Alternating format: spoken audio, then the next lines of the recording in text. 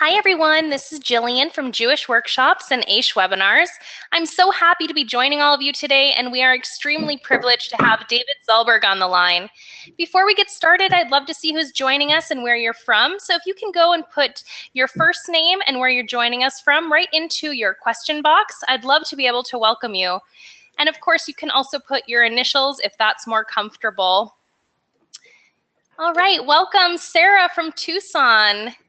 And welcome Sivia from Muncie, nice to see you. Brenda from Cancun, welcome. Tim from Canada, Michelle from Orlando, Clara from Israel, Candy from New York, Gil from Baltimore, welcome. David from Iowa, R from Brooklyn, Yolanda from Mississippi, welcome Katie and Marty from New Jersey, Nina from Thornhill, Ariella from Los Angeles, Donna from Seattle, Andrea from Pennsylvania, welcome. Sarah from Los Angeles, Jan from California, Shandy from Israel, Hensha from Boca Raton, welcome MG from Israel, and Lisa from Jerusalem, Teresa from Washington, AS from Brooklyn, welcome. Gil from Florida and Yonatan from Silver Spring, Maryland, welcome. Michelle from DC, AR from Canada, Leslie from Connecticut, welcome. Joe from Kentucky, Andrea from New Jersey, Maury from Maryland, Boris from Potomac, Rachel from New Jersey, Jonathan from Brooklyn, Sally from Minnesota, welcome, welcome.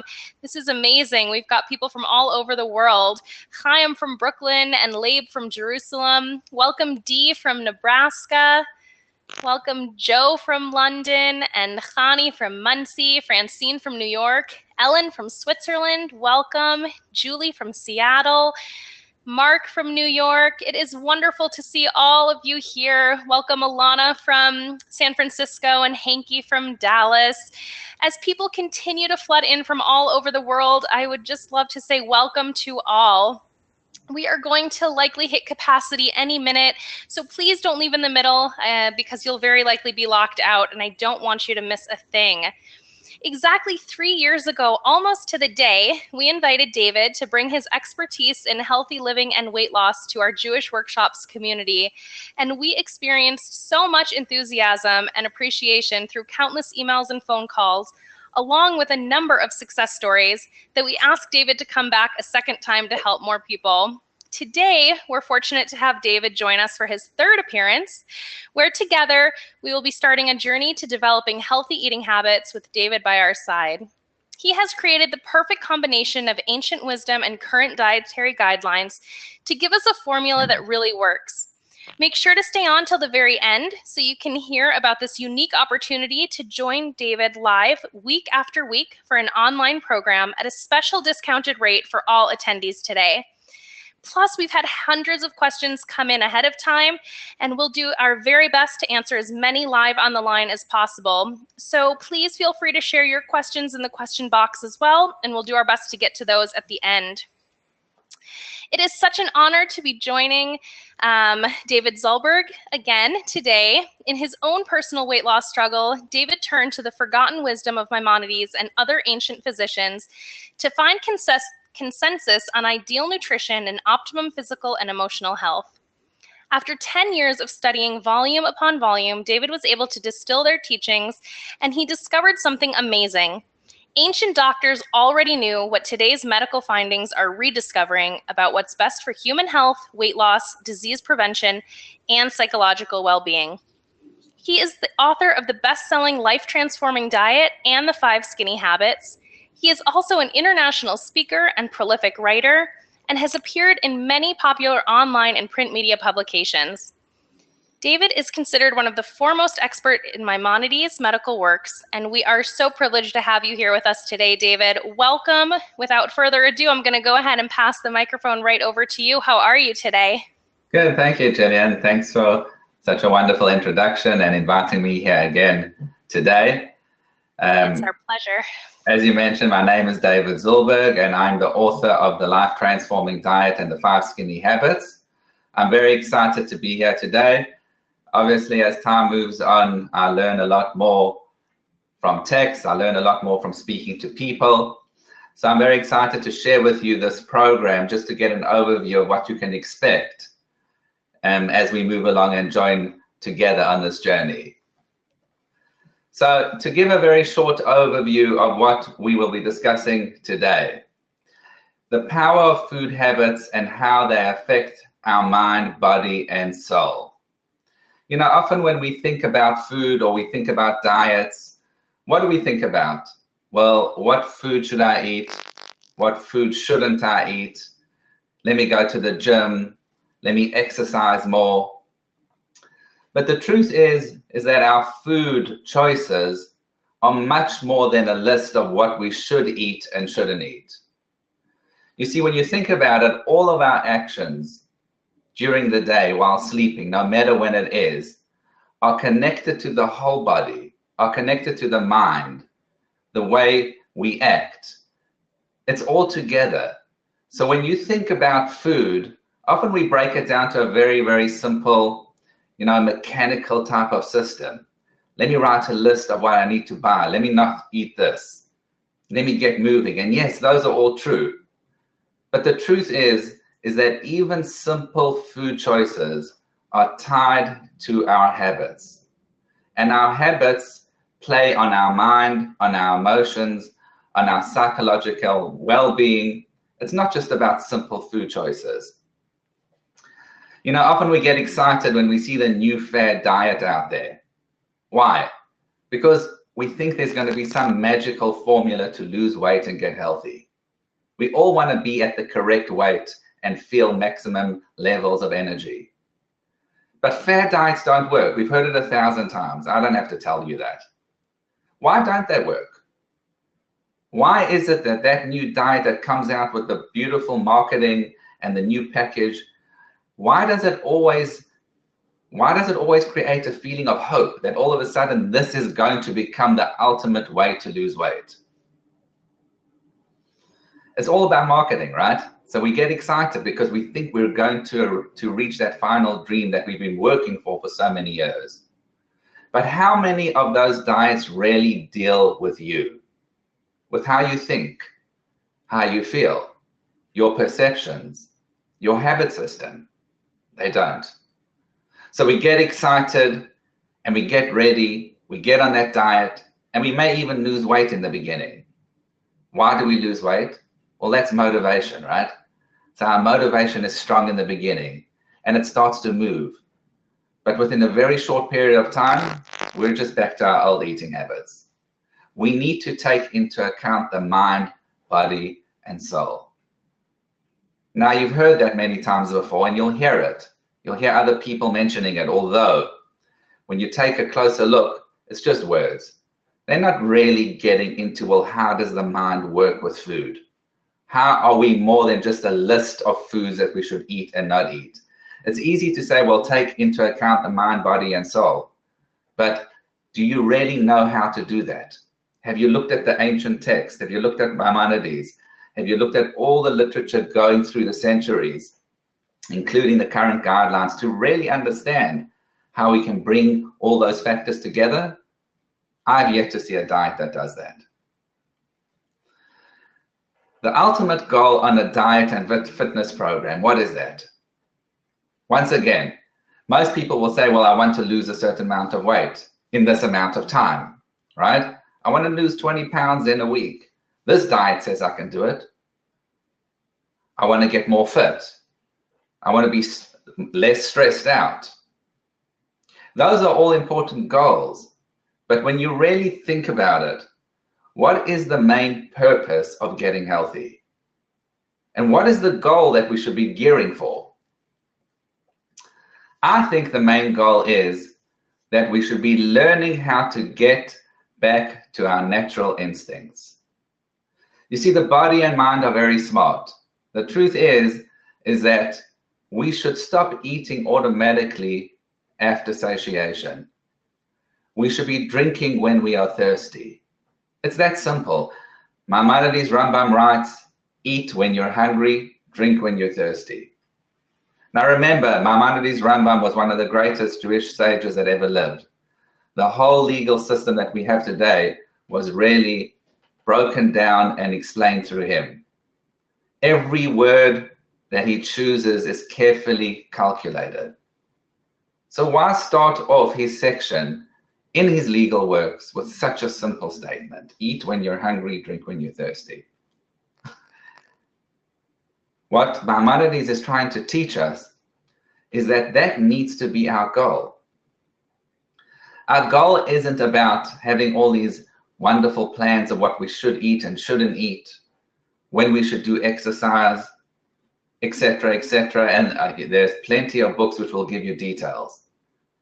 Of course, these play a role, but is that our main goal? Is that our mission? Every business needs to have a clearly defined mission. What is our mission when it comes to losing weight? Says Maimonides, return to your natural instincts. Now, it's interesting. As Gillian mentioned in the emails, when I was growing up in South Africa, I used to go on game ranges. Now, that's very exciting, getting out into the bush and seeing the animals in their live habitat. And the game ranger once said to me, David, look how interesting this is. A lion that is eating its kill was eating a deer.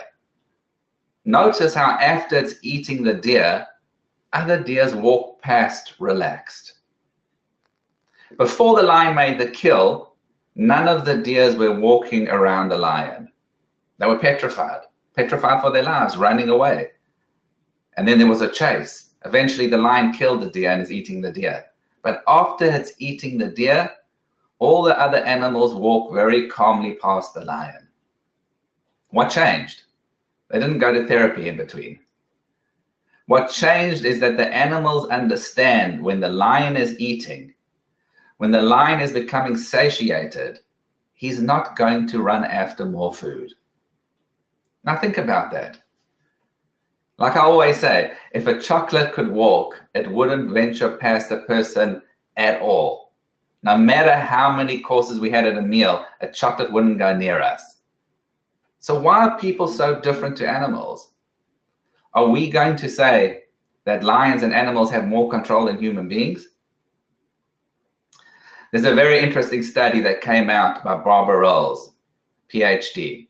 And what they did is they gave a group of children, 3-year-olds and 5-year-olds, a plate of spaghetti to eat. And after looking at what happened, a very interesting insight came out. The 3-year-olds stopped after satiation. The 5-year-olds continued to eat. They cleaned the whole plate off, although they were no longer hungry.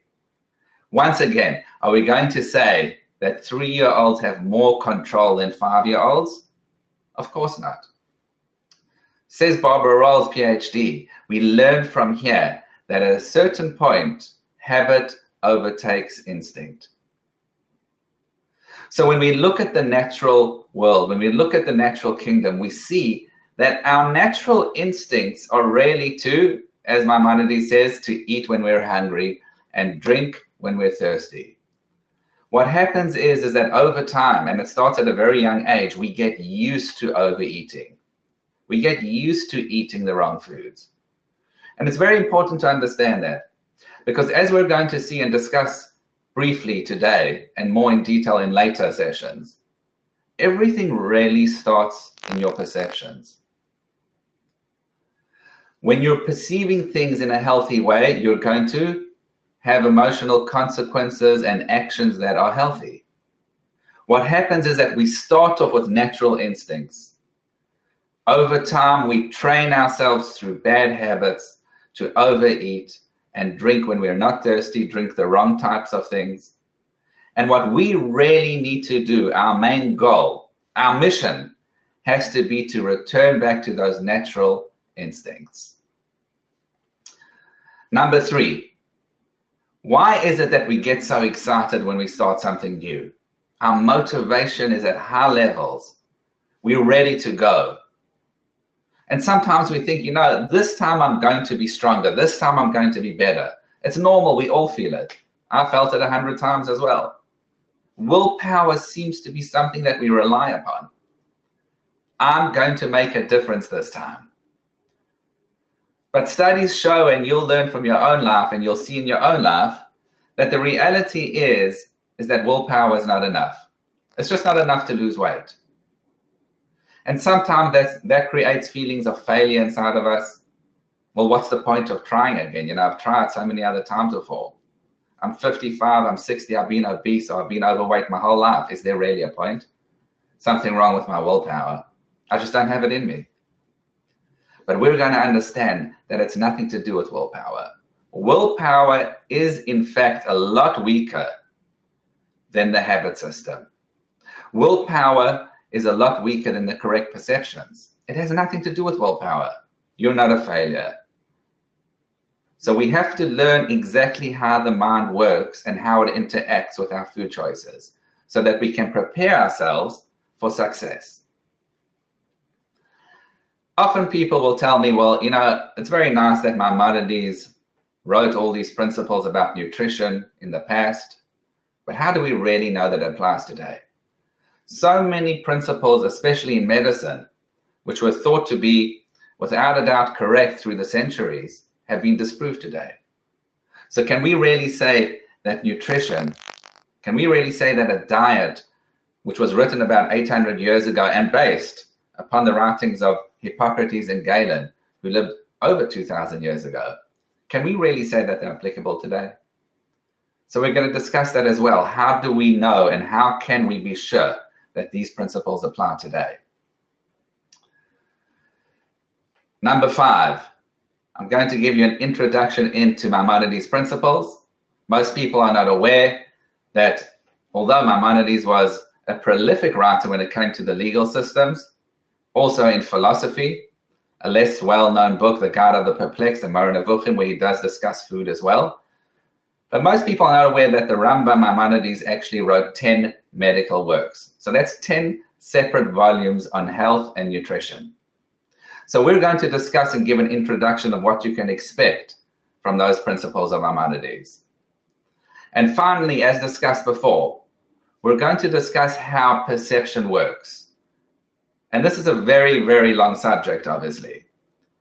How do they start? How does perception start? Are we aware that our perceptions really dictate our emotional consequences? Are we really aware that our perceptions lead to our food choices? Why is it that sometimes we have a shift in perception or some idea and then all of a sudden it fades? And yet sometimes when we look at our bad habits, even not related to food, where people have made amazing strides and changes, perceptions seem to change. So what is that link that connects shift in perception to change in perception? So let us move on now and discuss some of these details. My personal story began, you know, when I was younger. In my teenage years, I was very healthy. I played a lot of sports. I was always out there moving around. I don't think I had such a need to eat or eat too much. I ate healthy meals, relatively speaking, and I had some snacks. Then I noticed myself as I started getting older, you know, you start eating more unhealthy, you start enjoying different types of foods. As your studies start to increase, you start to get busier. You have less time to play sports, less time to be at the gym. And before long, already when I was 20, 21, I found myself not doing any exercise at all. Although I loved it growing up, I found myself doing none of that. At the same time, I was sitting down to large meals, and then it became more than 3 meals. The snacks started getting larger, and before long, you're having 4 or 5 meals a day. So obviously it bothered me. I started to have, you know, certain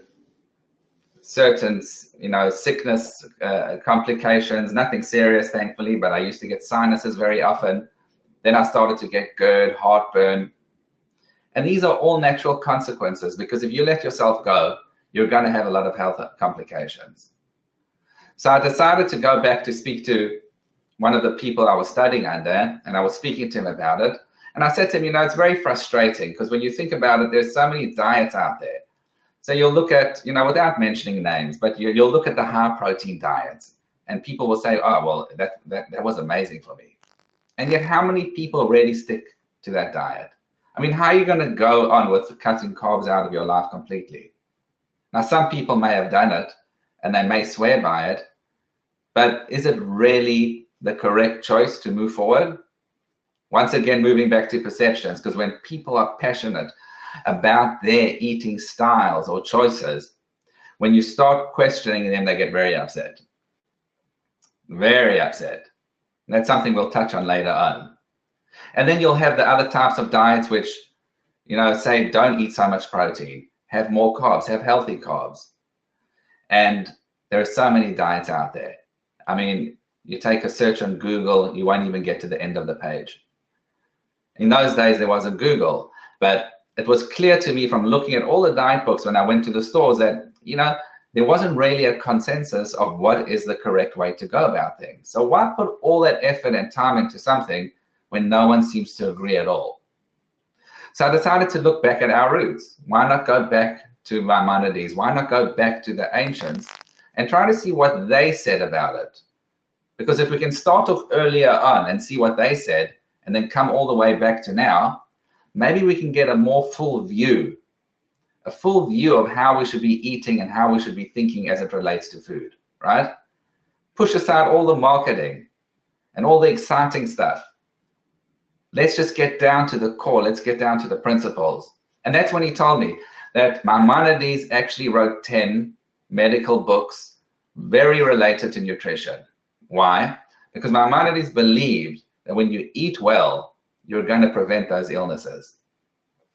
So when he speaks about disease, for him, and even the ancient physicians in those times, prevention of illness was key.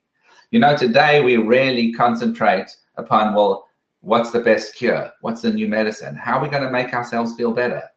And that's great. I mean, medicine has made so many wonderful strides, and there's always certain cases of where it may be necessary, right? Extremes are not good either.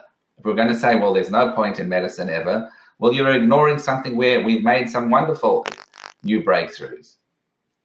But the concentration today is what is the new blockbuster drug.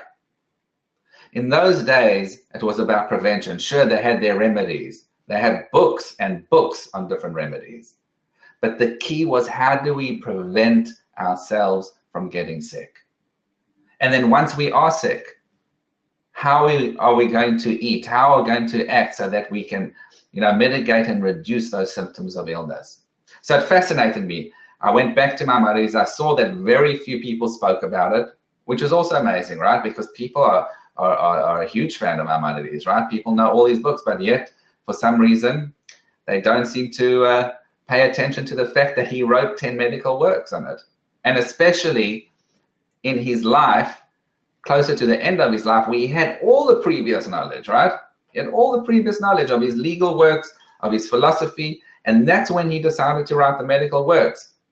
And as you know, with an author, especially since they believe that it ties into philosophy, it ties into how the mind works, they're going to take all of that information that he wrote in the Mishnah Torah, in the Moreh Nevuchim, and he's going to also incorporate it in his medical works. So began an exciting journey of where I went through all these works, and then I wanted to see how they were applicable with the current nutritional guidelines. And it was a 7-year process until eventually I finished the Life Transforming Diet, which was published by Feldheim Publishers. And I was excited to see the wonderful response from people out there.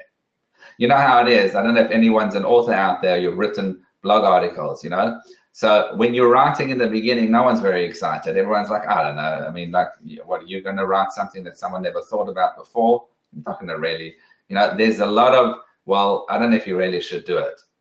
And then afterwards, when you do it and it actually works out, people are like, well, it's so obvious. I mean, Maimonides wrote it. Yeah, but it wasn't obvious because people ignored what Maimonides said.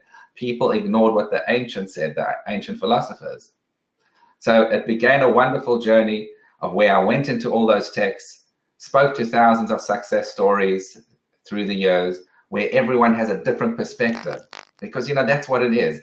We're going to see it's so much more about how the mind is, about your personal experiences, how you relate to food, than it is just about food choices. Then eventually the 5 Skinny Habits was published by Rodell Publishers.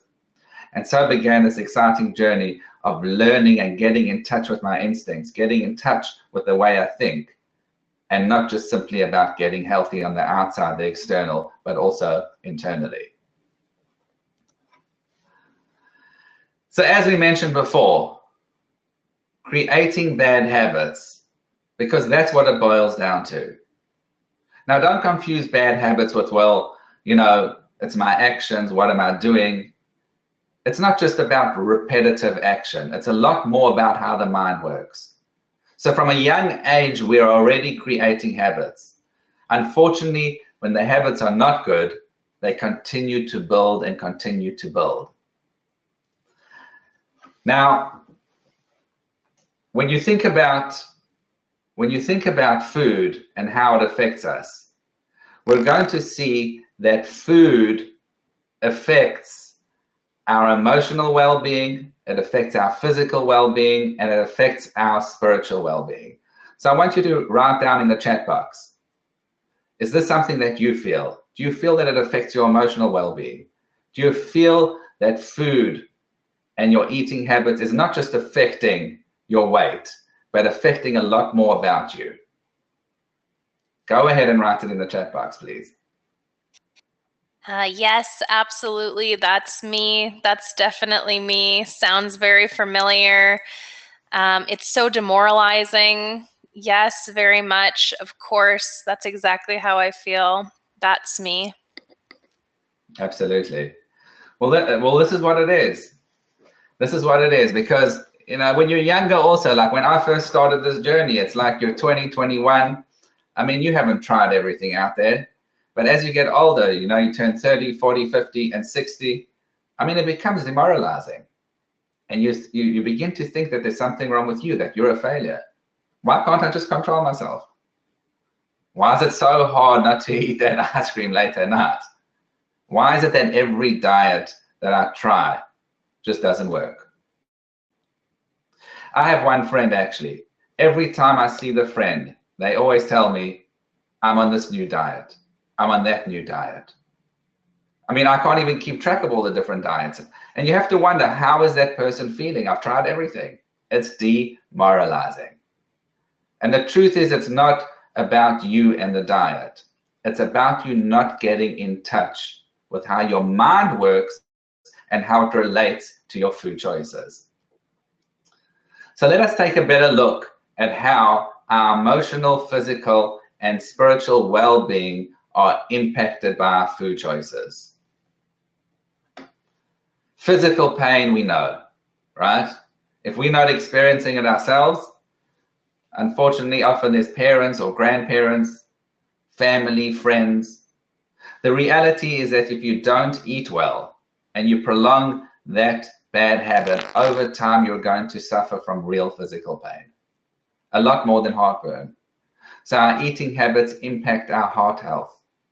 It can eventually lead to a stroke. It can lead to diabetes too. Such an allure of physical pain and symptoms. Some of them are not even curable and often fatal. Statistics show that obesity kills. So we have an incentive to get healthy, not just because we want to lose the weight and we want to look great in the mirror or have a great number on the scale, but to really understand and incorporate in our mindset that if we don't eat right, it's not a question of if, it's a question of when. There will reach a point where obesity and unhealthy bad habits will lead to very serious disease and even fatality. Unfortunately, that's the reality. It's not that we should be scared about it. It's not about being scared. It's not about saying, well, I'm going to be frightened now. It's about an understanding that we need to get in touch with our natural instincts, because if we don't, then the body that was created, that we live in, is simply not going to function. It's not going to function. It's not going to get better on its own. And seesawing between all the different fad diets, not going to do it either. In fact, it's very unhealthy for your body. So we have to start changing our mindset, our perception, and say that this is the body we were given. This body needs to function a certain way. If we abuse it, eventually it will stop working. So physical pain is the obvious one. Emotional pain. Now, when you think about that, you'll often think, well, after I don't eat the right way, I feel guilt. I feel bad about myself. And that's, of course, true. We've all experienced that. But it's interesting to see that the ancient philosophers, and today we know it as well, that our emotional habits and our emotional well-being is very tied into our eating habits. In fact, Galen, one of the most famous ancient physicians that Maimonides quotes, says that our eating habits are tied to our emotions, not simply because when we're stressed, we overeat. I'm not referring to that. But how we eat is tied into how we have our emotional responses. In other words, once again, our food choices are not just about a practical decision of what foods and not foods to eat. They're very tied into how we feel afterwards and how we're feeling before. So it's not just about stress.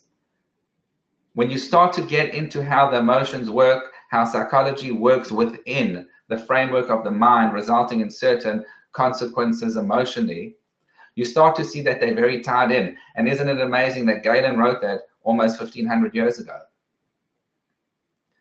So another goal that we have to have in order to get healthy is that we want to be emotionally healthy. Number 3, the spiritual connection. Often people will say, well, you know what? It's a waste of time to go to do exercise. It's a waste of time to go to the gym. Or why am I so concentrated on my food? It doesn't seem very spiritual, right? It's a physical thing. But the truth is, says Maimonides, excessive desire for eating, drinking brings disease upon the body and soul. You see, it's important to understand that our eating habits, and I'm repeating it because it's something which maybe we have an inkling of, or sometimes we'll think it's true, but our actions and our choices of what type of diets we choose and what we eat don't show that we really either understand that or that we've incorporated that. So says Maimonides, who's certainly one of the greatest spiritual leaders who ever lived, that bad eating and drinking habits affect our soul. It says, and you shall love God with all your heart and with all your soul. Says Maimonides, directing all the elements of your soul to one purpose, which is love of God. King Solomon said, Shlomo HaMelech said, know him in all your ways. What are all your ways? Explains Maimonides, how you eat, how you act. So really the way that you eat, your health levels, are all part of knowing God in all his ways, in all your ways, right? So when we're exercising and we're eating right, if we're doing it for the right reasons, we're increasing and we're developing our spiritual potential. Maimonides explains it further in his Mishnah Torah. And he says that those actions, how we eat, etc., and those particular actions which relate to our health, those aren't just extraneous actions that we have to do just because we want to be healthy in order to further our spiritual growth, but they're part and parcel of our spiritual growth. So let's get out of the habit, the mind habits of thinking it's just about what foods we eat. It's just about the scale. It's about fitting into that wedding dress, into that suit. No, our food choices affect our emotional, physical, and spiritual well-being. So think about it and write down. Tell me which one of these pains do you feel is more of a challenge for you? Physical, emotional, or spiritual, or all of them?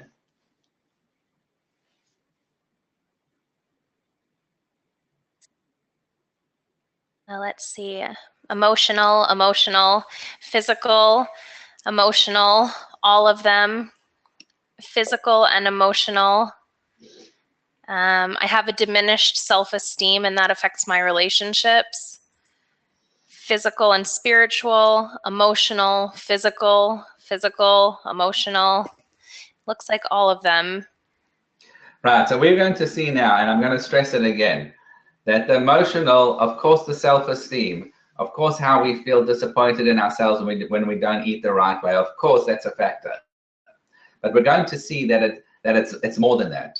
Our emotional consequences of being stressed out in general, or certain anger, certain different emotions are actually tied into our food choices as well. So those type of emotional responses that are being mentioned, of course, absolutely validated and true. But once again, once looking at the consequences, we need to go back to the internal and understand the balance of our emotions. And the balance of our emotions are affecting how we eat, which then lead to other emotional responses and reactions. And that creates a vicious cycle of emotional upheaval. So let us continue here. As we mentioned before, it's important to understand that our main mission and goal for getting healthy is to return to our natural instincts. Now, when you think about it, just to open up the mind a bit, you'll notice, as we mentioned before, that in nature, the lions stop eating after they've made their kill, right? The 3-year-old stops eating after satiation. Why? The answer is because they're in touch with their natural instincts. It hasn't been reared through bad habits. And more than that, now we can explain, what is hunger? What is hunger? It's a physiological natural urge. You feel almost like a hole in your stomach and you need to fill it. So the logic dictates that once you fill that hole, you'll no longer be hungry. So when you're in touch with your natural instincts, you're not going to eat past satiation. You're not going to overeat. It doesn't make sense. You have the lacking, you fill the lacking. It's gone. What happens is that we confuse hunger and cravings. And cravings are very interesting. Says the Kitzur Shulchan Aruch, right? You wouldn't expect him to say it, but he gives a wonderful insight into cravings. And he says, when you think about it, what is a craving? A craving is for a specific food. Think about it. I want that ice cream. I want that chocolate. I want those chips. We all have our different cravings, but it's always for a specific food. Why? Because it's not a natural physiological urge. Your body doesn't need it. Your mind tells you that you want it, but you don't need it. Hunger is not something you want, it's something you need. If you don't eat for a period of time, if you don't fill that lacking, if you don't fill that hole, you're going to die. So part of coming back to our natural instincts is understanding the difference between hunger and cravings, being able to identify the difference. And that's a beautiful insight. When I want a specific food, it's a craving. How long do cravings last for? Often just a few seconds. That's something we'll discuss also in the program in detail. What are urges? How are urges created? How powerful are they? But know this, an urge doesn't last very long. Often it lasts a few seconds. It feels like the whole world is going to end when you have that urge. I need to get that ice cream. I need to go to the refrigerator. I'm not going to survive if I don't. But it's just an urge. It's something created in your head, right? When it comes to hunger, that is a real lacking. So you're not going to choose a specific food. All you want to do is eat, right? If you've been fasting for a day, right, you're ready to eat almost anything in front of you because you feel like I need to fill that hole. It's not about eating a particular food. It's about filling that natural urge that you are feeling. So we have to learn how to identify different urges.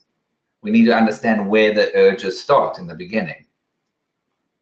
We will see that perception plays a very important role in our urges. So how do we know that Maimonides' principles apply today? And that's a question which often came up in the past.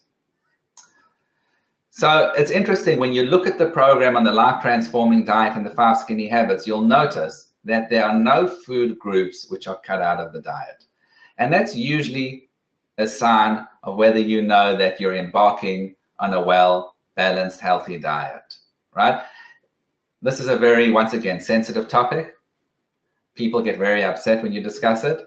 But, take a step back. We have to work with what the ancients said. We have to work with what nutritionists say today. And they both say very clearly that you should not be cutting out food groups. So any diet that's cutting out a food group certainly doesn't work within the nutritional principles today. A nutritionist is never going to say go ahead with it. It might work to lose weight, to shed those pounds in a very quick amount of time, but are you going to keep it off? Doubtfully. There's a reason why the research has shown today and previously that one has to have all the food groups. And there are many different ways to get the food groups, right?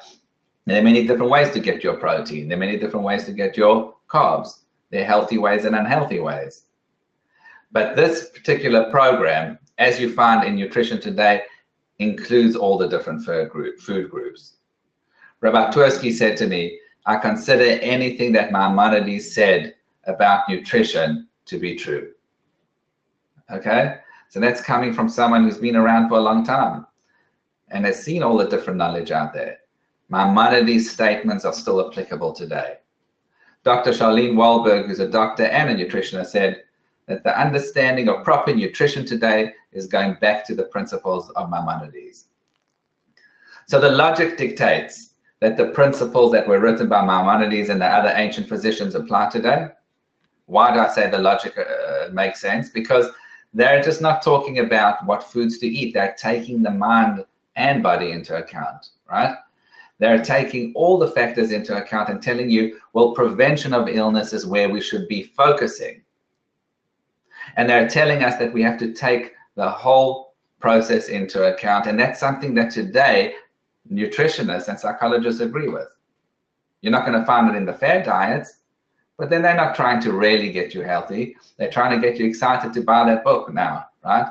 To shed those pounds so they can post all those pictures all over the place. And everyone's thinking, well, I want that exact body. But food choices are so much more than that. They tie into every part of our understanding in every part of our mind. As we mentioned before, willpower is never enough, right? Motivation wanes. And it's important to understand the power of habit so we realize that when we fall off the track, which will happen on any program, okay? But especially if we're taking unhealthy, unrealistic measures, the motivation is going to run out. You go to that inspirational speech, it's going to get you excited. But if you're not getting the tools to understand how to actually change your physical habits and your mind habits, you're going to fall off the track. It's human nature. Motivation is exhausting. Your adrenaline is jumping. It's exciting in the beginning. But if you're not going to be able to make real changes within and without, it's just a matter of time before you fall off the bandwagon. It's interesting, even today, the American Dietetic Association states the goals of weight management go well beyond numbers on a scale. We're creatures of habits. When you think about the average day, right? Think about your morning. We get up and we do the same stuff every day, almost with clockwork, right? At a certain time, we brush our teeth, we run downstairs, we prepare our drinks, we start to drive. Driving itself, such a complicated mission in the beginning, right? As I always say, driving a car with a teenager is definitely one of the most frightening experiences. Those first few times, they have no idea what they're doing. They're concentrating, they're panicking. What do I turn on? The brake. And today we do it while on the phone, while drinking, while listening to something else. How do we do all that? A child walking down the steps measures their steps. It's a very hard task, and yet we do it so easily. The way we were created is that habit allows us to multitask without an overload of information. If we had to relearn everything the whole time, we wouldn't be able to walk. We'd just stand there, overwhelmed, right? So the way that the human mind and body works is that habit plays a central role. Habit plays a central role. What most people don't sometimes realize or really internalize is that habits are more about how the mind is thinking, right? We always think of habits as our physical addictions. We have an addiction to sugar, to smoking, to gambling, etc., etc. But those all come from our mind habits. If you don't start in the mind, you're not going to understand how to change those physical habits. So how do habits start? Maimonides says when we repeat an action 3 times and we continue to repeat it, a habit starts to set in. And when you think about it, I mean, why does it really make such a difference, right? I mean, it's the same act every single time. So why should it have more of an impact upon me, whether it's the 3rd time, 5th time, 8th time, 100th time? It's interesting also, and I'll discuss this more in the later sessions, the Talmud Gemara says that a person who does something 101 times cannot be compared to someone who does something 100 times. 101 minus 100 is 1. Is there such a difference? Can't compare them. Such a big difference. What's the difference? And what's the difference between 2, 4, 6, 8, 10, 100? So I saw in Accounting of the Soul, Cheshvan HaNefesh, he explains it beautifully, and I'm not going to get into all the details now, of course. But he says the real change is within your head, you know? So every time you do something, although it might be the exact same physical act on the outside, something's changing inside of your head. What we call today the subconscious, right? So your mind has a memory. Besides for the memory that we remember what to do every day, right? We know what we're going to do. We have a memory that helps us get through the day, but there's a memory inside of your head in the subconscious which remembers things that you aren't aware of. It's not hocus pocus. Today you can do studies on the head where you see certain brain waves moving depending upon what type of memory you're heading. So we know this works. So where the real change in habit is, when you're repeating that physical act over and over again, what's happening is that you're leaving a trace on your memory that you might not be aware of. But every time you repeat that act, your memory at the back remembers it, and it accumulates. So that now when you do something the 101st time, you're experiencing all the previous 100 times. So the difference between 101 and 100 is the 1 plus all those previous experiences. Why does that make a difference for food choices? It sounds very exciting on a psychological level. Because our food choices are something we do every single day, something we repeat. And if we're going to be repeating bad habits constantly, what are we doing? We're creating unhealthy subconscious traces on the mind. So it becomes impossible to just start that new diet or that fad diet by just making some external changes. It's ridiculous. You're wondering, well, I don't have the willpower. What's it got to do with willpower? The back of your mind is thinking of all those millions and millions of traces that you've been practicing all your life. And the front of your head might be saying, well, you know, I'm ready to make the change and I'm excited. Of course you're excited. But it has to contend with everything that's going on at the back of your head. So if you're going to make sudden and extreme changes today, of course it's not going to work. Of course it's not going to work. So the key really becomes, how do I change my habits? How do I effectively change my habits? And I noticed through my research, and even more recently, it's interesting to see. We know one of the most successful organizations which deals with alcohol addiction, says that they suggest that a person should go cold turkey, because they feel that if you're going to make habitual changes, at a certain pace, you're always going to be dealing with that pull and that urge. On the other hand, there are many other people that believe that you need to make gradual changes. So I personally think it really depends on the personality of a person. You got to know yourself, right? No one knows you better than yourself. If you're going to feel that cold turkey is just too hard and you're going to just go back to your old habits, then the way to go is to moderately change. To an extent, what you're going to be doing is tricking the mind. You're tricking the mind. Yet there are some people who are able to change their habits all of a sudden. Like the people who smoked for many years, made a decision and stopped cold turkey. I seem to think when looking, through different cases and through experience and through the text, that it really depends on what type of habit you're breaking. And that's something we'll discuss in the session. So for instance, smoking or gambling, these are type of addictions, and there are many more, which your body doesn't need, right? It's once again back to the comparison between cravings and hunger. Hunger your body needs. You're not going to stop making food choices, right, while you're alive. So to an extent, to go cold turkey on a diet is going to be very, very difficult if you're going to just cut food groups out, etc. But you're still dealing with food on a constant basis. So how do you go cold turkey? Right? But when it comes to certain other unhealthy addictions, it makes sense. Go cold turkey. It might be very difficult, and maybe there's even room in your particular personality that even then a moderate change is necessary. Maimonides believed, and he said, when it comes to food, when it comes to exercise, do not change all your habits at once. I think his logic is that. Why? First of all, it shocks your body. But more so, you have to constantly deal with those factors in life. So the key becomes less about just cutting out all your bad habits at once. It becomes about, well, how can I change my habits piece by piece?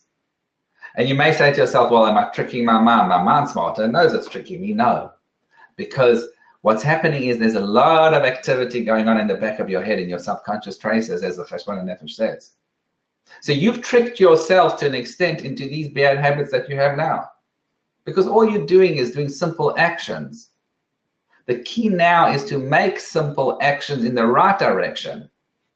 And most importantly, to start to affect your perception, how you're viewing food, how you relate to food. But the key we're going to see when it comes to changing your nutrition and fitness levels is by making small changes at the correct pace. So we've created a system of where you make one change a week. We've broken it all up. So you're not going to become overwhelmed. You might not lose 10 pounds in 3 days, but that's not the aim. That's not the mission. We want to get back to our natural instincts. We want to keep off this weight. We want to be healthy emotionally, not just in the short term, but in the long term, forever. So we start off with breakfast. Then we go to the next meal, lunch and dinner. Then we incorporate exercise and then snacks. It becomes a very simple, broken down system of where we're not expecting you to go to that spin class or to start a marathon. It's about 10 minutes of exercise 3 times a week. That doesn't sound like a lot to me, David. That's you. I want results now. You want results now? Rely on motivation. Let me know how that goes. It's not going to last very long. The key is to start off, build that foundation. Because once you have a foundation, once you start on the right track, you're going to be repeating that. Your perception is in line with this new habit that you're starting. And every time you repeat it and you keep to that principle, you're going to be creating subconscious traces in your mind. Those subconscious traces at the back of your head are eventually going to overwhelm the previous unhealthy subconscious traces in your mind. And then it's going to start kicking in a healthy way of living. Not because you're just calculating and weighing food. Not just because you want to look nice, no, but because you return to your natural instincts. You've allowed your body to get back to itself, just like the 3-year-old, just like the lion out there, right? All you're doing is returning to your natural self. So the question I often get is, can we really control our thoughts? Can we control our emotions? And it's a very, very valid question, right? Certain things might make me angry or upset. And today we're often told by people, well, you know, any feeling that you have is validated. And of course, in many respects it is, because if you're having the feeling, you're actually having it. So I need to be sensitive to your feelings. But the question is a bit deeper than that. Can we control our feelings? Do we have any control? Now it's interesting, because even in the Torah it says you shouldn't think about certain things. So the different interpreters said, well, how am I meant to control my thoughts? So the Ibn Ezra says, which is very, very mind-opening. He says, when you view something out of the realm of your choices, it's not going to occur to you. In other words, when you perceive something as poison, when you perceive something as not even an option, you're not going to want it. It's a very, very deep thought that one needs to think about, because the reason we want certain food choices, the reason why we want certain things is because we've trained our brains, or our perception is as such that we think it's a possibility. Albert Ellis, the founder of behavioral therapy, said, he came up with the ABCD model. And it's something I really want to discuss in more detail in the sessions, because I haven't really discussed it to the depth that I wanted to, even in my books. It's something where I did a lot of research to understand what he was saying. And bear in mind that his original principle comes from what Epictetus and what other ancient philosophers said later on, and is clearly seen in Maimonides' philosophical works. And he came up with the ABCD model, which is an amazing model. Obviously, it needs a lot of practical application. But he saw that people often think that the reason why they're depressed or sad or they're feeling certain emotions is because a certain event happened in their life. And often there are tragic events. Often there are things or happenings that make us sad. But the question is, do they make us sad? Right? Is that event making us sad? Now, most people say yes. Well, if I never had that event, then I wouldn't be feeling this. Says Albert Ellis, who's the founder of behavioral psychology and most probably the most influential psychologist of the century. He said, no, it's not events that create emotional consequences. It's the way we perceive those events. It's how you view it. And that's powerful. It's something that the Ibn Ezra already said before. And Epictetus himself said, it's not events which cause our emotional consequences, it's our belief system. So his ABCD model is A is the activating event, B is the belief C is the consequence, the emotional consequence, and D, what we have to learn to do, sometimes with the help of another person, sometimes within ourselves we can do it.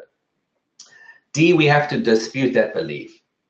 So really, in its order, it's the belief, it's the particular belief that we have, which results in that emotional consequence from that event. So when we think a certain way and we perceive the world a certain way, when we have that event, we interpret it a certain way, which then makes me feel sad, mad, or not, or happy. That's why you'll often see, people who, are watching something which results in a particular emotion. You'll see one person crying, you'll see one person laughing. You see that very often. What's the difference? They're watching the same event, they're watching the same thing. The point is that it's not about the event, it's how you perceive the event, which is going to result in your particular emotional consequence. Why is that important for food? Because our reactions to food, our food choices, right? All of that comes from our perception. We think I'm emotionally eating. I'm eating because I'm stressed. I'm eating because I'm sad. Of course, on the outside, the external, it looks that way. But what's your belief system, which is resulting in that particular emotional feeling, which is then resulting in how you eat? So it becomes important to understand, how can we dispute our beliefs? Because that's where it all begins, right? That's where the emotional consequence comes from. That's where the habit then comes from. So what we're going to be discussing is, how do we dispute perceptions? And how do we prevent a perception from just waning? How do we make it a change in perception?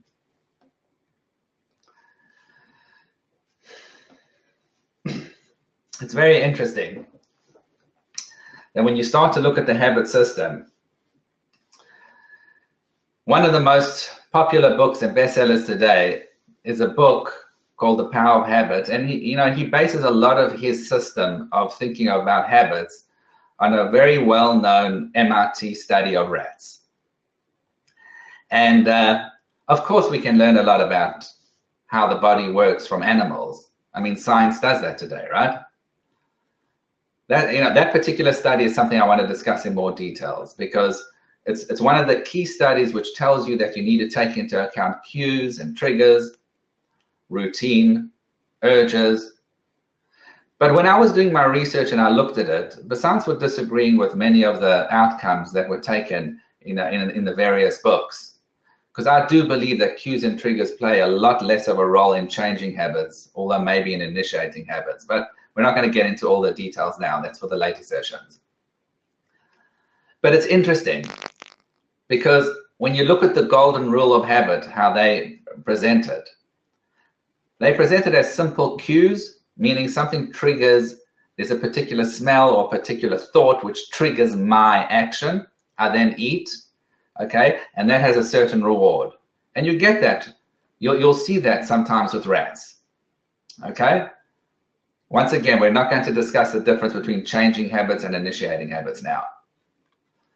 But the point that is missed is that even these particular studies which show that we can learn from rats and other animals how habits work, even they agree that when you look at some of the most successful systems out there for breaking habits, like Alcoholics Anonymous, okay?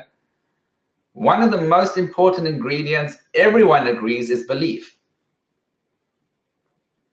Belief in a higher power or belief in yourself. And the question is, if you believe that belief is a key factor in changing your habits, right? So how can you ignore that when you talk about how habits work? How can you take everything from a rat experiment or animal experiments when you yourself have agreed that belief perhaps plays the most important component in changing habits? What do you see from there? You see from there that people are much more than rats. And we see it everyday life, right? All the drama, all the lanes in our head, all the different thoughts that are going on. The mind is constantly thinking when you're walking, talking, speaking to your spouse, speaking to a friend. Rats don't have that. I mean, I've never seen a rat like that. Maybe you have, I don't know. But rats don't do that. So clearly you can't learn everything about habits from animals. Sure, we can learn a lot of the mechanism and the animalistic part of a person are applicable, but there's an important aspect that's missing when it comes to people, and that's belief. That's what Albert Ellis says is perception. We need to understand the belief and perception component when it comes to our habits. And says Albert Ellis and the ancient physicians and Maimonides, that in order to get back to the root of why we are feeling certain ways, why are we acting certain ways, it's not the events, it's not our external experiences. Get it out of your head. It's our internal experiences. It's our belief and perceptions. And when you think about it, you'll see that I love this idea. David, I love this idea. Maybe I heard about it a bit before, but you know, the complexities and details of this concept there's so much to discuss. There's so much to learn. There's so much to learn. Thousands of books have written about this. I'll leave you with this thought just to see how one needs to challenge one's perceptions. You know, Plato, has the famous case of the cave, and he talks about, where people were tied up. They were never outside in the real world. And they saw, a great puppet show. So they thought that the whole world revolved around the puppets, right? In fact, the only characters in their head were those puppets. They gave names for each one, and they couldn't even see each other. So they were just looking at, the puppet show. Their entire reality was what they saw in front of them. Then suddenly one of them broke free, and they saw that there was a fire behind. They didn't have movies in those days, and there was someone controlling the puppets. And the guy was like, wow, the puppets aren't real. I see that the people behind who are controlling it are real. And then he thought, wow, the whole world revolves around these guys. But then he went outside. He went outside and he saw a beautiful world out there. And he saw the sun and he saw the clouds, and he realized, well, those puppet masters are really just a small part of the world. Says Plato, well, that's what a journey in philosophy should be, right? We're convinced in our head. When you really think about it, we're convinced that all our beliefs they represent reality, because I've been told it as a child, right? It must be true. And if someone questions me, I'm going to get angry. That's how you know when, a person hasn't really thought about their beliefs. If someone gets angry or upset or passionate about questioning a belief, you can be sure there's very little logic behind it. Oh, but I'm passionate. Of course you can be passionate about it, but explain it. The same thing with our food choices, right?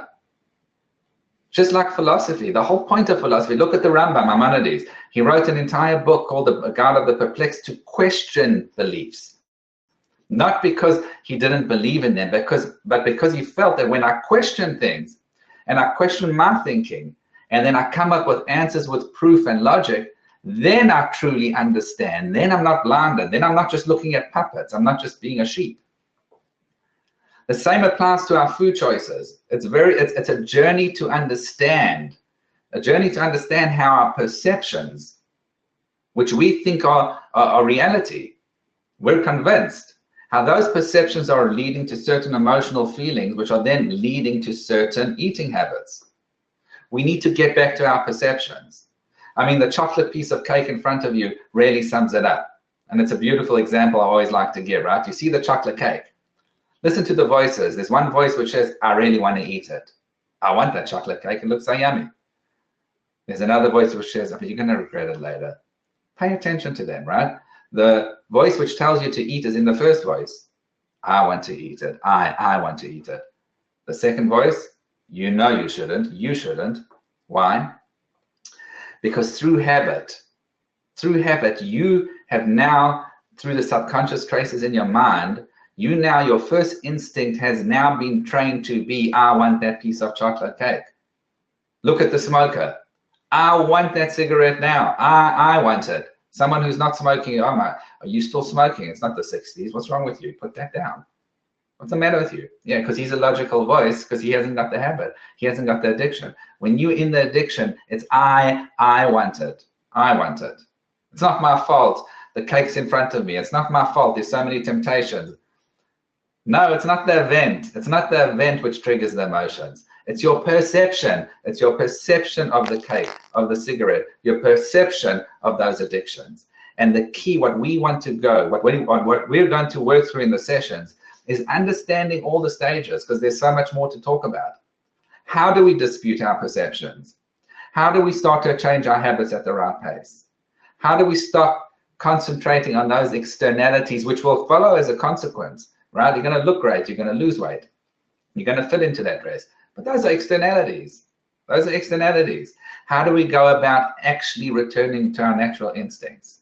And over the years, and a lot of experience and talking to a lot of professionals and a lot of real people, thousands of success stories, thankfully, we have a program where you can attack all of those stages and have the knowledge and understanding to be able to start to work on all those different stages in your mind and your actual habits every day. If you're ready to transform your life today, write me in the chat box.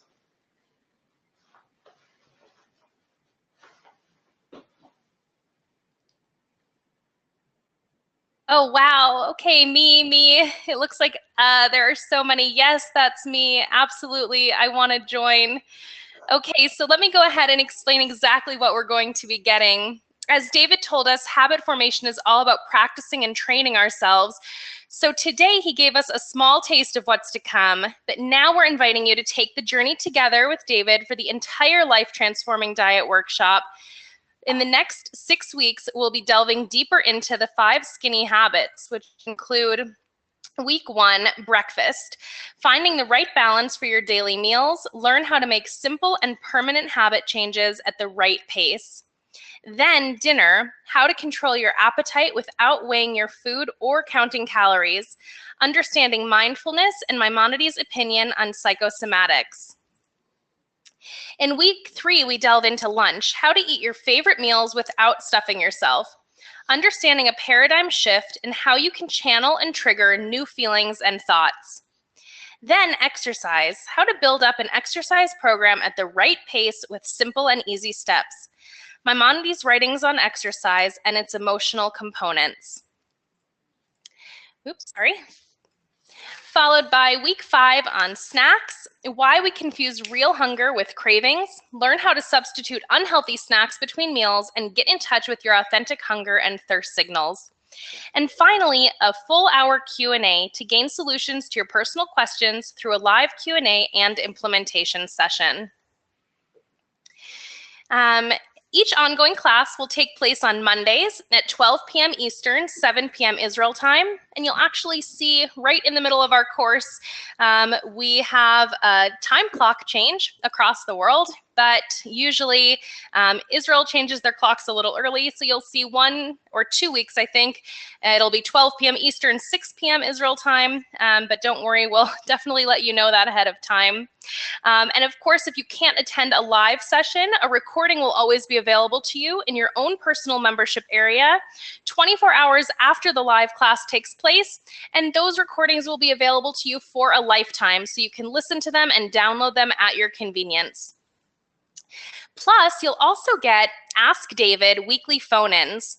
So lose weight and keep it off with personalized solutions offered by David himself during weekly phone sessions. Share experiences with like-minded people and work closely with David in this unique, intimate support group to get answers to your biggest questions throughout the process.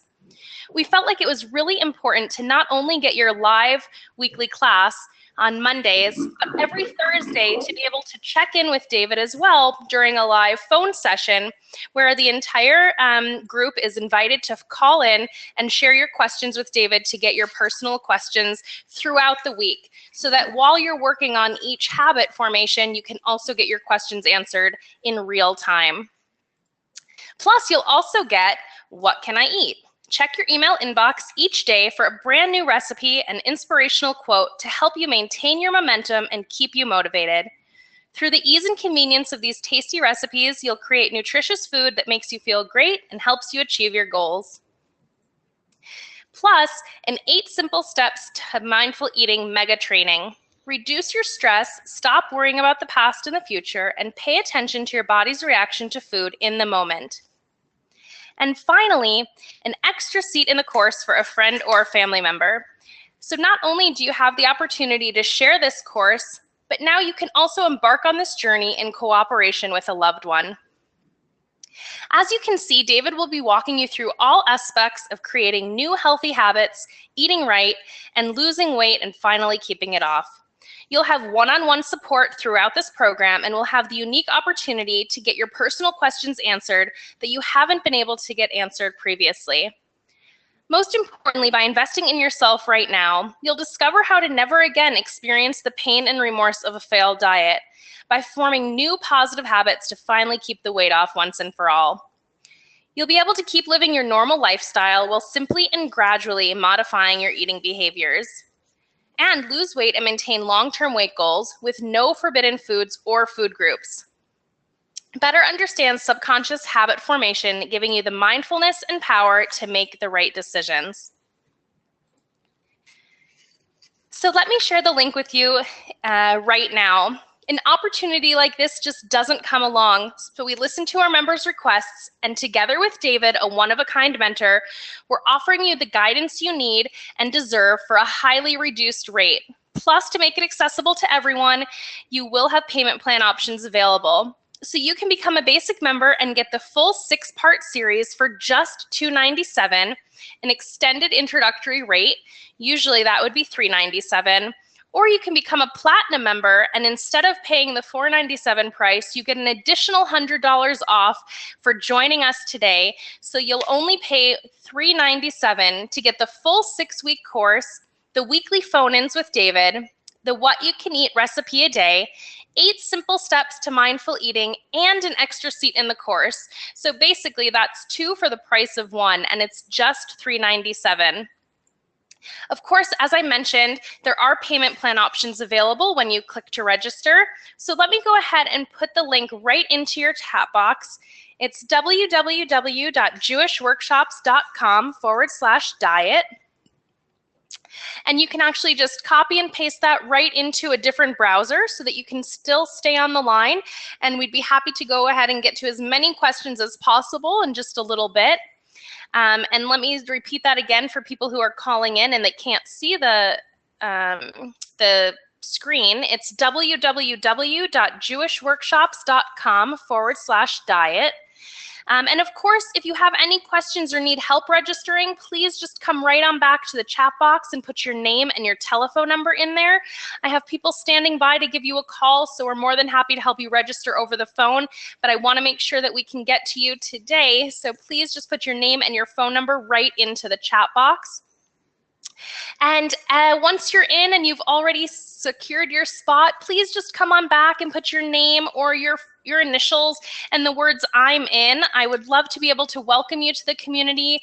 We're also keeping the community as intimate as possible, so there are 100 spots open right now, and I want to make sure that I have an idea of how many people have signed up already. So just come on back and put your name and the words "I'm in," and I would love to be able to welcome you. Okay, let me go ahead and get to some of the questions here. David, we had some great questions come in the beginning, so let me try to get back to those. And while I'm doing that, I'm seeing our first members already signing up. Wonderful. Welcome, Gil. So wonderful to have you. HG, welcome. Great to have you as well. In answer to your question, JM, can we sign up with a good friend and each pay half? Absolutely. If you have a friend or a family member that you want to join with, you're more than welcome to bring them along for that platinum package. And like I said, it's basically getting 2 for the price of 1 because you get that full extra seat. And of course, both of you get all of those bonuses as well. So you're more than welcome to sign up that way. If you have any questions or need help with that, please just put your name and your telephone number right here in the chat box, and we will give you a call to help you register.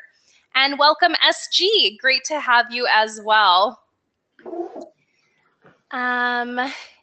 David, let me see. If it's emotional eating, we're emotional, we're upset, and we just feel the need to, or the want to eat, how do we redirect that, and what can we do instead of going straight for the food? That's a great question. Can you hear me? I can. I don't see you anymore. Okay, 1 second. Can you see me now? Yes, perfect. Thanks. That's a great question, and that's something that we touched on before. You know, one has to go back an emotion, and that's why I mentioned Albert Ellis, and I mentioned what Maimonides said before. An emotion is really simply a consequence.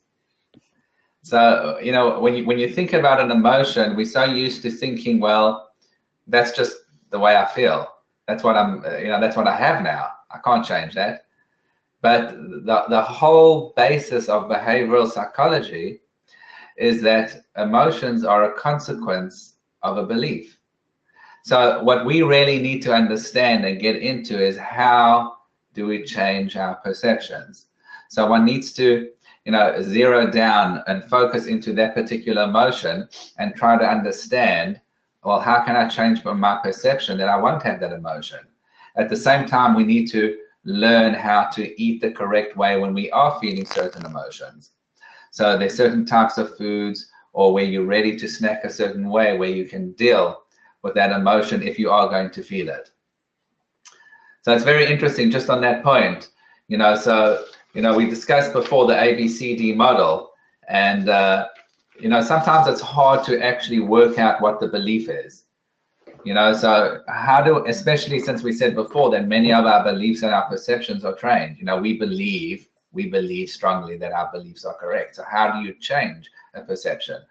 And that's where we get into other, you know, many more, you know, research about how do I really, you know, begin to understand what my belief is. You know, like, for example, one of the suggestions made is that you start the opposite way around. So for instance, you're able to label your emotion, whether it's anger, sadness, you know, or anxiety, and there's certain types of beliefs which are connected to that type of emotion. Once you understand the belief which, you know, resulted in that particular emotion, then you can, as Albert Ellis said, in the ABCD model, dispute that belief. Once you're able to dispute that belief, you can deal with the emotion. At the same time, once again, one has to be ready with the right types of foods, because often it's just a bad habit of eating certain types of foods when we feel a certain way. So you really have to attack it on both levels. You have to attack it internally and externally. But that's a great question. Thank you so much. We've got some other questions that I'm going to get to in just a minute. While people are registering and making sure they get their spot, I want to answer some of the questions about the course itself so that you can go ahead and click to register. So all of the classes, as I mentioned, are on Mondays at 7 p.m. Eastern. I'm sorry, 7 p.m. Israel time, 12 p.m. Eastern, and we're starting Monday, February 19th. So make sure to mark your calendar. But of course, if you can't make it to those live sessions, not only will you also have the opportunity to join David on your weekly phone-ins every Thursday, but you'll also have recordings of all of the classes, plus recordings of those phone-ins will be available to you to listen to questions that have been asked. And of course, you can send your questions in to us ahead of time as well if you know you're not going to make it to the live sessions, so that we make sure that we can still address those during the classes. You know, we're here to be as much of a support system as possible. And that's why, you know, David, maybe you can address this too, why this is so different than, you know, reading a book or following a program on your own.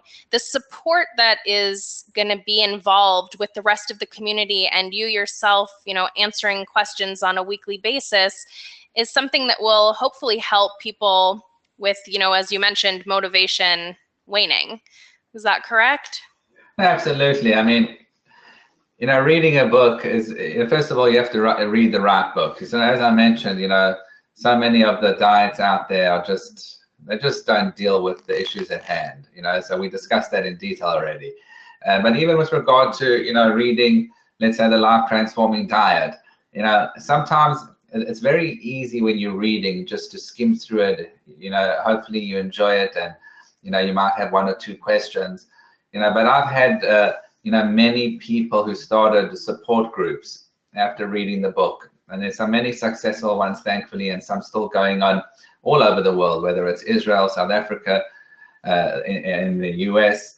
And, you know, when the people running the group have to answer questions from the people who are part of their group, all of a sudden it's a different story. All the questions start to creep up. Well, explain this concept in the book, explain that concept in the book.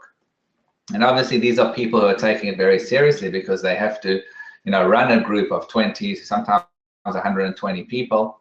And, you know, ultimately when you're reading a book, you're not going to mull over it the same way. You know, when we're talking about it together and I'm hearing your questions and I'm getting back to you and you're listening to all the different questions that were asked to me and I'm dealing with those in advance, it's a very different experience. And it's something which I gain from every time. You know, so even if I've done webinars before, every time I'm adding a lot of information. There's a lot more psychological information that's included, a lot more philosophical information, some new, you know, nutritional insights that have come across. But for me, it's always a growing experience, and I hope for anyone who, you know, who joins me on this journey, it will be the same experience for them. Thank you so much. I see a question about the phone-ins. So as I mentioned, and you'll, of course, as you register, you'll get additional information on that. The phone-ins will take place every Thursday, where you'll be able to all dial into a conference call number and join as the community to get your questions answered in real time with David. So that, as I mentioned, the classes will take place Monday, and as you start to prepare and put these habits in place, you'll still get questions answered throughout the week so that you don't have to wait till that next class when you're starting to put and add another new habit for yourself. I want to go ahead and, I hope that answered your question. Please write back if it didn't. I want to go ahead and just welcome our brand new members. Welcome, Alan. Wonderful to have you. Welcome, Devora and Danielle. Welcome. It's great to have everyone here. And Oh, and MG, great to have you as well. So please, I would just want to remind you, as you continue to sign up and secure your spots, please come back in and just write your name or your initials and the words "I'm in" so that I can welcome you. And of course, if you still have questions or need help registering, please just come and put your name and telephone number right into the question box. Before we close up here, if I don't see it in the question box, I won't be able to reach out to you and help you register over the phone. And welcome AF, great to have you as well. David, we've got a bunch of questions actually about how to battle the temptation when going to dinner with friends or weddings or even Shabbos meals every week. You know, our culture really, I guess, not just Jewish culture, American culture, you know, any culture revolves a lot around social eating. And how can we battle that while we're trying to reintroduce or get back to our natural instincts? Well, that's a challenge that, over the years I've spoken to many nutritionists, and, they often almost find that, the weekend, Shabbos and the weekend in general is, something that people really throw all their hard effort, that they put in during the week. And that's why I set out very clearly in the book, how to deal with those challenges.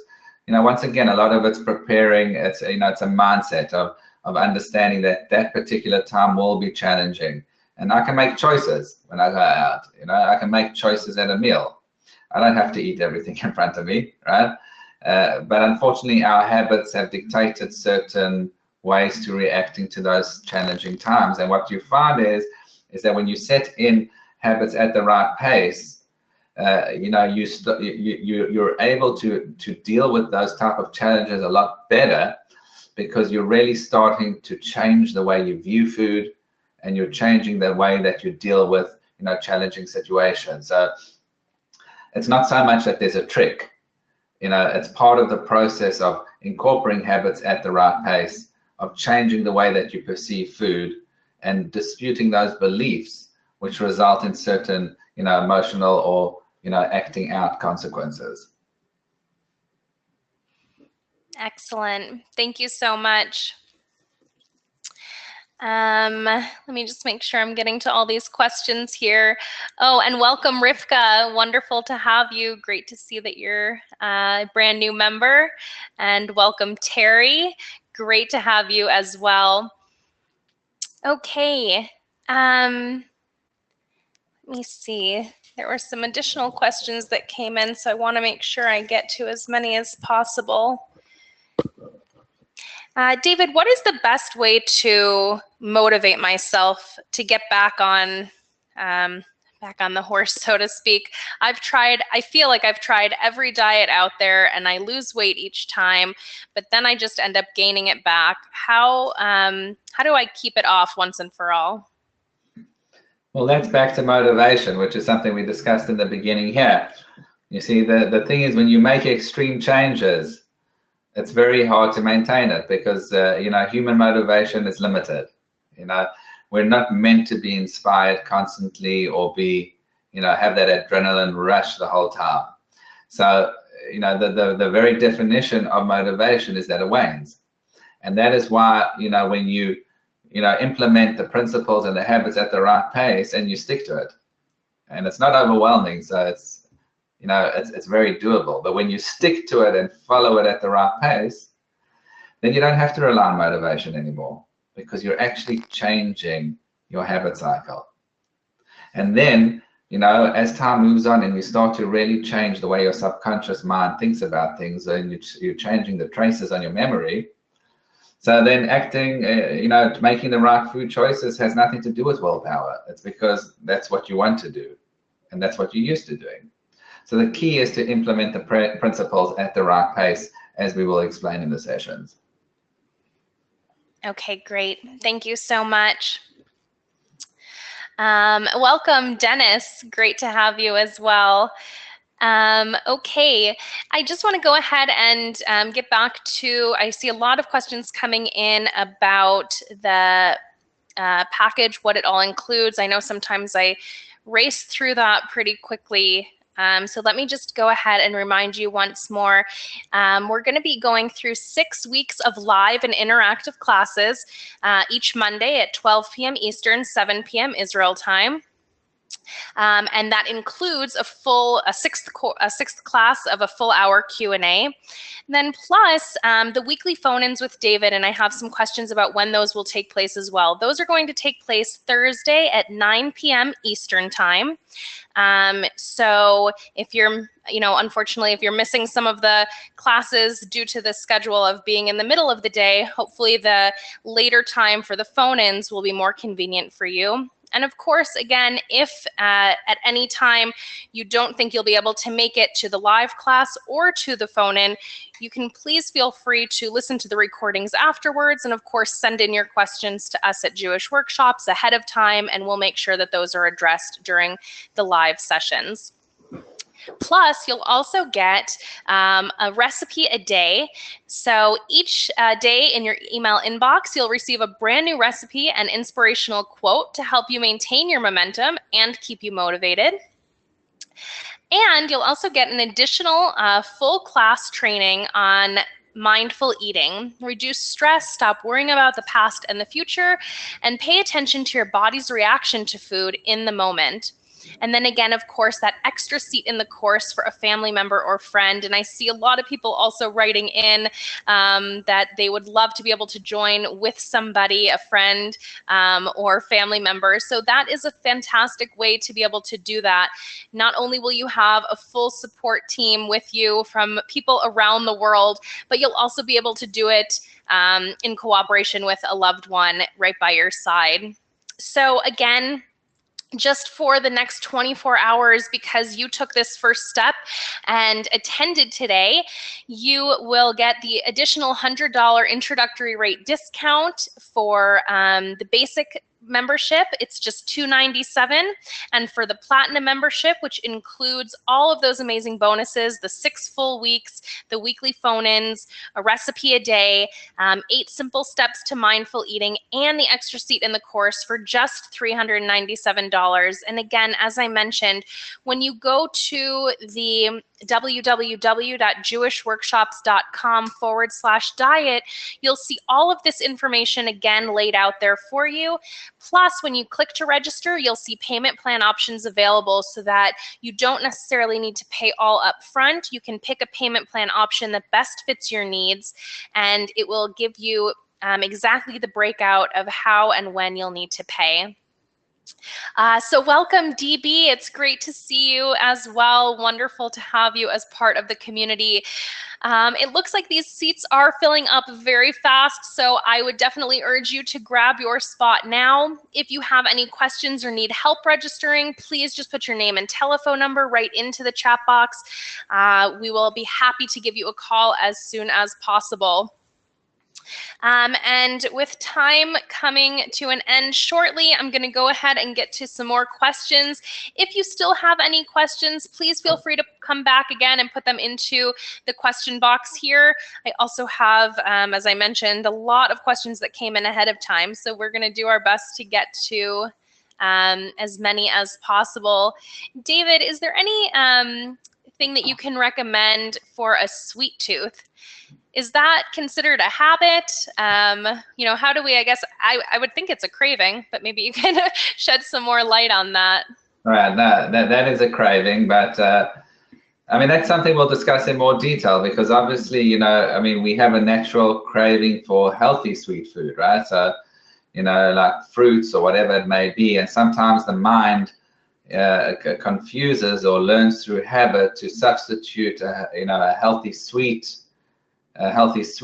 craving for an unhealthy craving. So, once again, we'll discuss how cravings work and, why it is we find ourselves wanting certain types of foods, and at the same time discussing, healthy alternatives, where you're able to, satisfy that sweet craving, whether the best way to go about it is, going the perception route and changing your habit itself. I've seen many people who are completely addicted to sugar and that type of eating habit, and completely transform themselves, which is, I mean, it's amazing. Just but to understand the process in the mind of how a person goes from, well, I need this, to I don't even want this, is something we'll discuss in detail. So, there's a lot of inner workings in the mind regarding cravings, and it's important to understand that, and then be, able to deal with cravings when you do have them. Great, thank you. I have another question. So once the habits are being reformed and we're able to get the weight off, how do we maintain that? Is it something that we're going to continue on? Is this going to be kind of like healthy eating for the rest of our lives? Absolutely, but the main point is what we said, that the mission is to return to our natural instinct. So it's not about a set of rules of what I can eat and can't eat. Obviously, there are certain guidelines, because you can't eat anything or everything in front of you. But the main purpose is to understand the mind process, and to return back to the natural instincts. Because when you do that, then just like the 3-year-old and the lion in nature, you're going to stop eating when you're satiated. So we give you the principles where you can apply to your own particular structure or your own particular meal that you want. It's not like, well, you need to eat this for breakfast and need to eat this for lunch or dinner. The principles are clear, but you can apply to your particular meal how you want to eat. If you want a certain type of breakfast, a bigger lunch, a bigger breakfast, a smaller breakfast. So you're armed with the logic and the principles, not only psychologically, but also from a nutritional and health perspective. And essentially, it's going to be up to you in the future how you want to apply to your own particular lifestyle. And for me, that's liberating, because it's not something that you're stuck in and that you have to follow. It's something where you can apply the principles as you understand them for your own particular situation. Excellent, thank you. And is age going to play any kind of role? Does it matter if someone's over 50? Age doesn't play a role. I mean, with regard to exercise, there can be differences, but on our program, you're not starting with an intense, extreme program. I mean, you're starting off with 10 minutes 3 times a week, unless you're already at a higher level, and we can give suggestions how you can optimize that. But the truth is that at any age, I mean, it's healthy to do exercise. We know that today. It's more about how much you do and how you progress doing it. And the same with regard to food, unless you have a particular ailment or illness, a person can apply the principles. And even then, these are principles which are logical and have been based on many years of research. Obviously, if you have a particular medical condition, one has to do it with a doctor, because every case is different and it's impossible to apply it to all specific cases. So, but once again, age shouldn't make a difference. Great, thanks so much. I have some great questions coming in, and I just want to be able to answer these so that you can continue to register. In answer to your question, I just became a Platinum member. How does my guest get their information? As soon as you sign up, you'll get an email about registering a guest of your choice, and that will give us the opportunity to send your guest all of the information. Whether your guest chooses to participate or not is, of course, up to them, but you will each have your own personal membership area login details. You'll both get all of the bonuses except for that extra seat. Obviously, that is your bonus, but your guest will also be able to enjoy the daily recipes, the weekly phone-ins, and the additional class on mindful eating.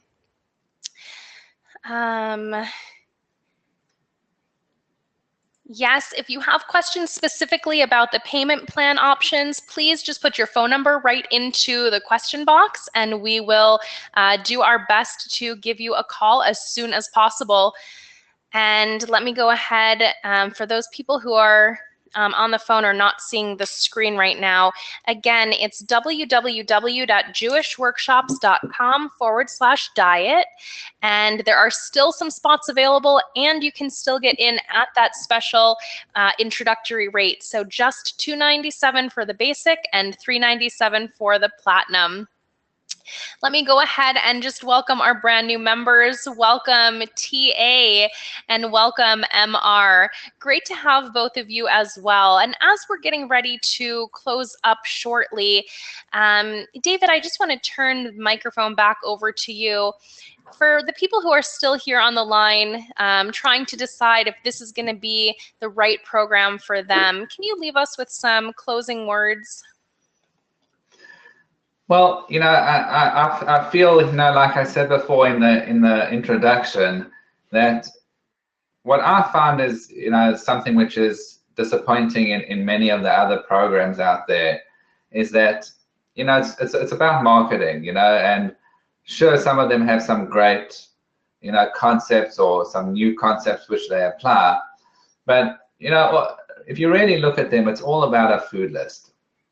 It's about what food groups I can eat, what food is best for my blood type, protein's better than carbs, carbs better than protein, organic is better, and everyone has a different opinion, and people are passionate about it, and often not for scientific reasons, that's always a problem.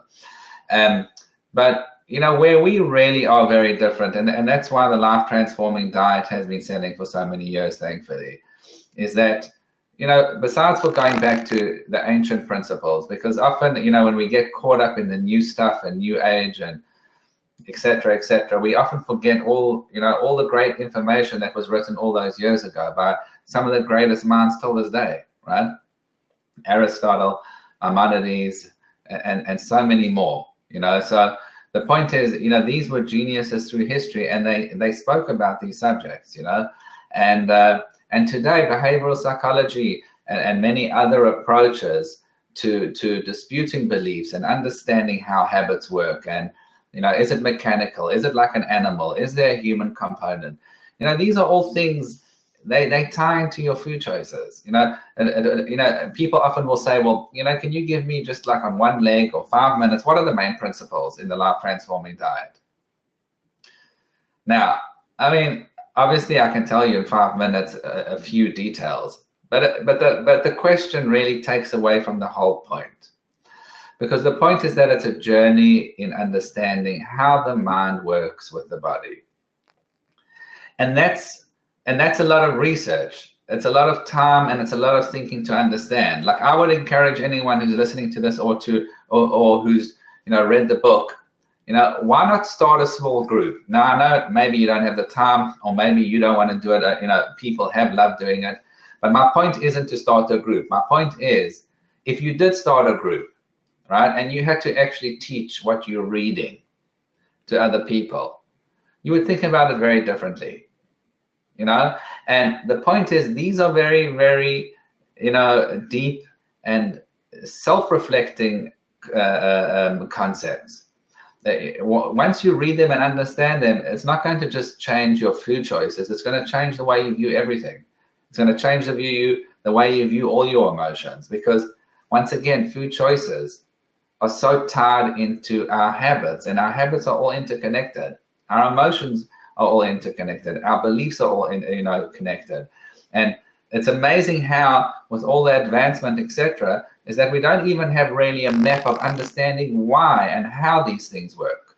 And to an extent, your eating habits and going onto a program which is healthy should be a journey, not only with regard to your health, but a journey in coming to terms and understanding your own mind and your own self as it relates to every aspect in your life, because food choices, etc., apply and hinge upon all those different aspects of your personality, and it becomes a self journey. It becomes a self journey in understanding yourself, and one becomes more aware of those consequences of beliefs and perceptions, and more aware how so many of our habits are just that. And if we could create bad habits, we can create good habits, but we need to know how to do that. Thank you so much. We did have one more question just pop in. I'm from South Africa, and a lot of times we can't get certain ingredients that overseas diets require. Is that something that's going to be a problem with this plan? Not at all, because Because once again, this diet is not about what foods to eat. The foods to eat on this diet are common sense. You don't need this diet for that. Where we different is that you're learning principles of health. You're learning principles of perception. You're learning principles of habit. You're learning principles of applying habits, at what pace. You're learning principles of how many meals you should eat a day. You know, how can you eat a meal where you'll stop overeating? How can you start an exercise program which will develop into a foundational, you know, long-term exercise program? So it's very little about ingredients. It's very little about food choices. Of course, it comes into play, but I mean, you really have the principles to apply your meal. So, you know, let's say a particular ingredient is missing somewhere. So, I mean, there isn't a specific food that one needs to eat. It's about applying, you know, physical and emotional and psychological principles to your way of thinking and your way of eating. Excellent. Thank you so much. Thank you so much for being here with us today. And thank you to everyone who joined from all over the world. I am going to close up in just a minute, but I will leave the webinar open. You won't hear anyone talking. I'm just going to leave it open for another minute or two so that you can still put your name and telephone number right into the question box if you still have some questions or need help registering. I don't want you to lose that opportunity. And I want to, again, of course, reiterate and really encourage you to go ahead and secure your spot now. Take advantage of the introductory rate that we're offering for you coming today. This is going to be something like you've never had before. It is a real online community with support from people all over the world, one-on-one support from David throughout your weekly classes and your weekly phone-ins. It is so much more, you know, as we discussed, it's so much more than going and picking up a book off the shelf, especially if you're not sure, you know, what's even behind that. We have David, who has spent years and years studying and researching the principles of the Rambam and creating a program based on those teachings just for you. So I'm going to leave this up. Let me put the, let's see, here's the link that you can go ahead and join, www.jewishworkshops.com/diet. I'll put that into your question box once more as well. Thank you so much for being here with us today. And David, I'm seeing so many thank yous come into the question box as well. Thank you, thank you. This was so informative. Thanks for teaching me so much already. I can't wait to see you when the class starts.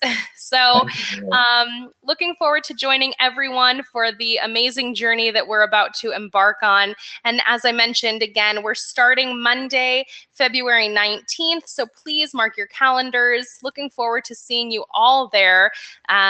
Please, if you have any other questions, go ahead and put that right into the question box now, and I will have someone give you a call shortly. Have a wonderful day. Thank you so much, and thank you, David. Thanks, Jillian. Thank you, everyone, for joining. Looking forward. All right. Have a good one. Thank you. Bye-bye.